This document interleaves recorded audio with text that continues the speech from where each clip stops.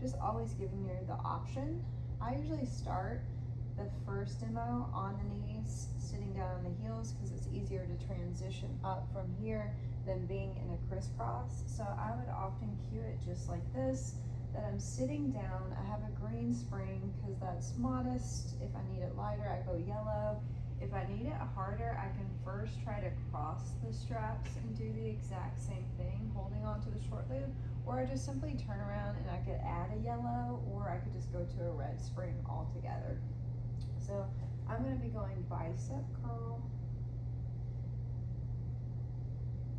So easily, if I wanted to see if they were doing great in this position, then I might have them hold the curl, lift the hips because the carriage is going to hold them, squeeze the glutes, give it a tilt forward, and then reach and pull.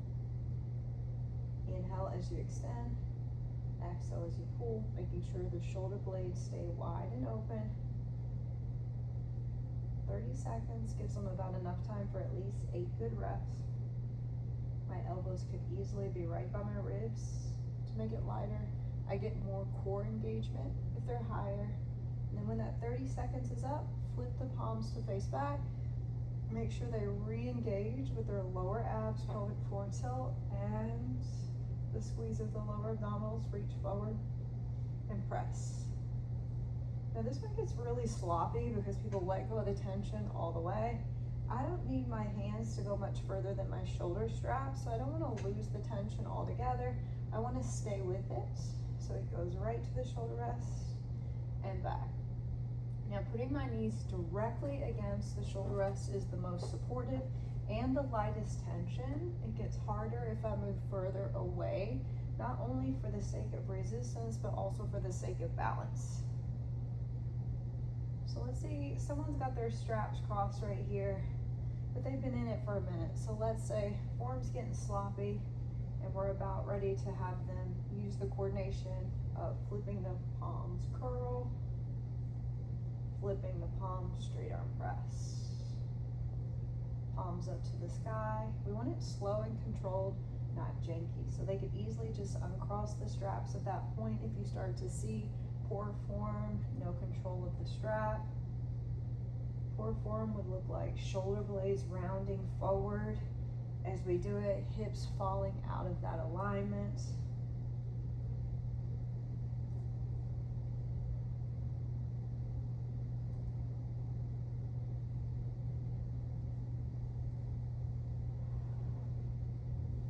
And then we'll uncross the straps, always make them put them back exactly like they found them.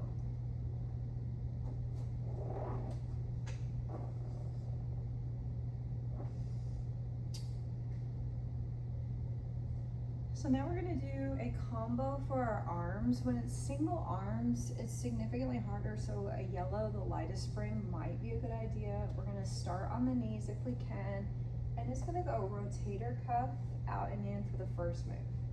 Now they'll feel right away that's significantly heavier to just have one arm working with it, so the long loop first if we need it, out and in, with the option to come up onto the knees. So we can just let the carriage close all the way. They're right next to their shoulder rest. The easiest option for tension is that I'm actually connected to the shoulder rest. I use it for leverage to balance, but if I want challenge, then I just come straight back out towards the center of the carriage.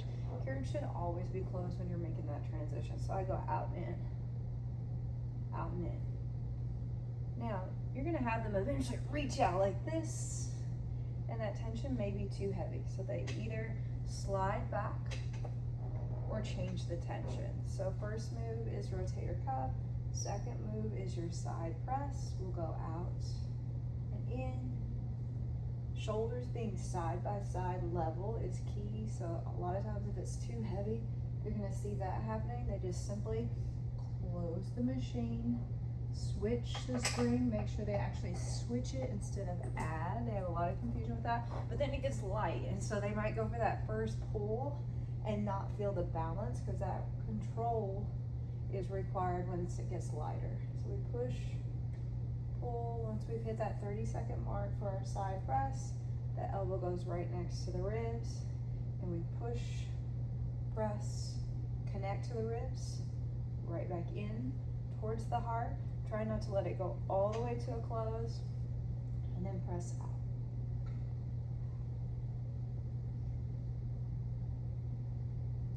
And then rest. And if you did single arms, you would have to really calculate that, because a 1.5-minute block where we're using double arms, now this is making it a full 3-minute block. So I'm gonna turn. You might even make it shorter, so you might do 15 seconds, rotate your cuff, and then you might do 15 seconds side press, and then you might combine them. So let's go side press, fist out.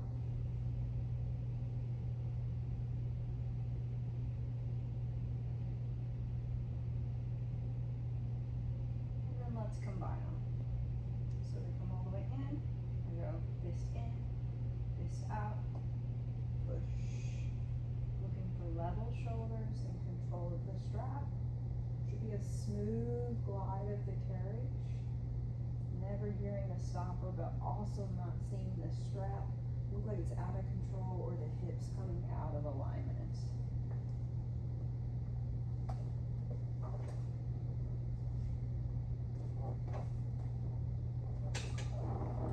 So for this combination, we're gonna sit forward, our knees are gonna be wide on our carriage, our toes can be together right on the headrest.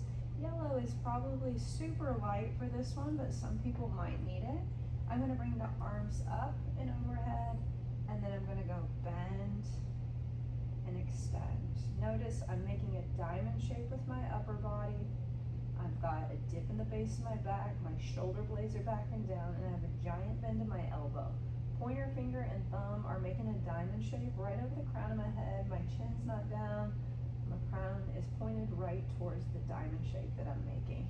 So moving away from your shoulder rest is that same sensation that we had in the reverse, but the further I go from it, the harder the tension gets. That's still not super heavy for most people. Most people could probably add a green here.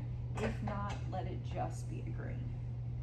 So yellow is really only for someone who thinks they absolutely can't do green, but I would always shoot for the green first, or green and yellow. So I'm gonna go pushing right over the crown of the head. I go inhale the ribs. Exhale press. So notice the hinge forward is consistent, and that's because right now I'm getting my lats, all the muscles that slide down the back side of my body. And then it's gonna turn into a tricep extension in 3. There's 2. Arms go long, so almost like you're trying to connect your fists, make a long streamline position, bend the elbows, and extend the arms. Bend the elbows, extend the arms. For that last 30 seconds, we connect the 2. So that requires a little bit more coordination, slow and controlled. Carriage doesn't go slamming in as elbows come back. It's slow and controlled back to the ribs. Reaching long, bending the elbows. Elbows should stay really close to the ears instead of pointed out. A lot of people are gonna do that just to fling and get themselves fully extending, but elbows staying close, and then elbows come back slowly and tap ribs. Exhale, reach. Inhale, bend. Exhale, stretch, pull.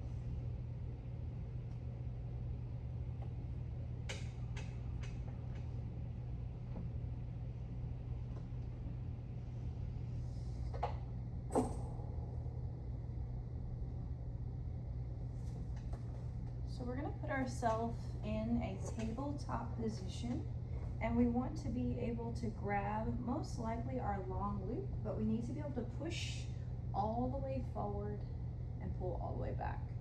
It's important that my knees aren't way up here, because that would actually be harder, but it takes the element of core out when I'm not in that perfect tabletop position.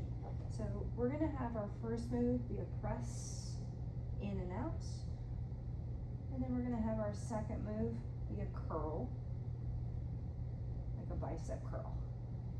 So let's press Give yourself a full 30 seconds.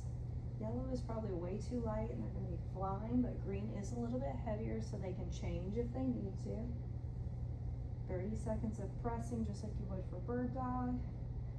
Flip the wrist, so that's key. It's just like a bicep curl.